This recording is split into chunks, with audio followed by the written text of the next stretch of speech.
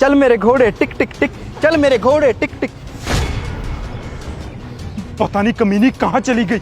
एक बार मेरे हाथ में लग जाए ना, इसको तो मैं छोड़ूंगा नहीं।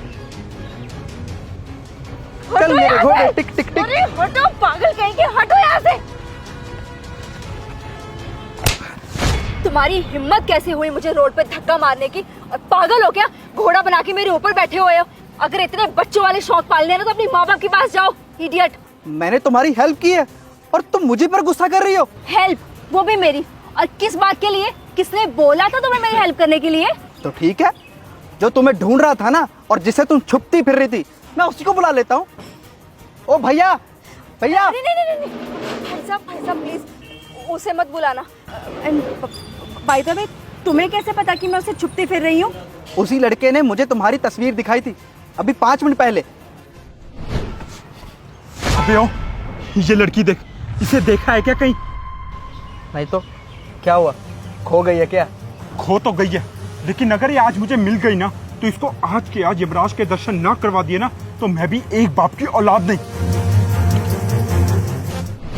और फिर जब मैं यहाँ से गुजर रहा था मैंने आपको देखा और वो कमीना तुम्हें ढूंढ रहा था।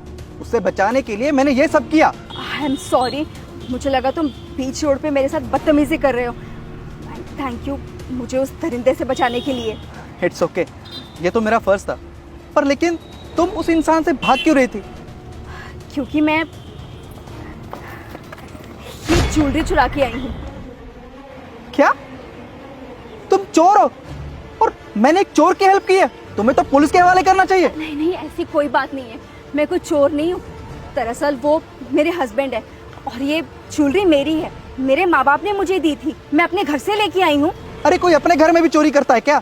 अपने ही घर में चोरी करने का फैसला तो मैंने लेट लिया ना, बस उसी चक्कर में मेरे पापा एक्सपायर हो गए। लेकिन अब मेरी माँ नहीं, मैं अपनी माँ के साथ ये नहीं होने दूंगी।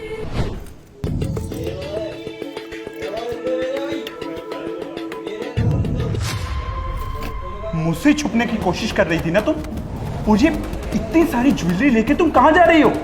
नितिन, माँ की तबीयत बहुत खराब हो गई है अचानक से, मुझे कुछ पैसों की जरूरत आन पड़ी है, इसलिए ज्वेलरी लेके जा रही हूँ। तुम्हारी माँ की तबीयत खराब हो गई और उनको इलाज के लिए पैसे चाहिए। अरे अगर इतनी जरूरत पड़ती है तो लड़का क्यों नहीं पैदा किया उन्होंने? लड़का कोई पैदा नहीं किया, कोई भी मुसीबत आती है तो तुम्हारे सर पे मर देती है वो। जब तुम्हारा बाप बीमार हुआ था मैंने तब तुम्हें समझाया था ना कि अब तुम्हारे माँ बाप से ना तो पैसे का कोई लेना है और ना ही कोई देना है। तुम्हें इतनी सी बात समझ में नहीं आती है क्या? माँ है वो मेरी नितिन। तो क्या करूं? हर जिम्मेदारी को पूरा करना हमारा फर्ज नहीं है। मर जाएगी वो। मरती है तो मरने दो, तुम उन्हें एक फूटी कौड़ी नहीं दोगी। चलो अंदर। तो मेरे रास्ते से। प्रीति, प्रीति। अब तुम भी बताओ मैं क्या करती? अपने पापा की तरह अपनी माँ को भी ऐसे मरने के लिए छोड़ देती क्या, जबकि मैं उन्हें बचा सकती हूँ? ये कैसा पति है जो सिर्फ अपने माँ बाप को प्यार करता है लेकिन मेरे माँ बाप को नहीं? आई एम सॉरी, मैंने तुम्हें गलत समझा और तुम जो भी कर रही थी बिल्कुल सही कर रही थी, पर लेकिन जब उस इंसान को तुम्हारे बारे में पता चलेगा तो तुम कहाँ जाओगी? अब मैं उसके हाथ नहीं आने वाली।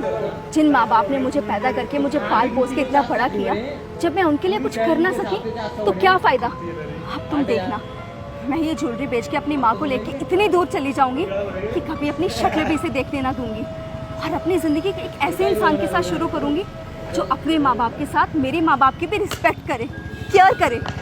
भगवान करे तुम्हें वैसा ही कोई मिले जैसा तुम चाहती हो। धन्यवाद।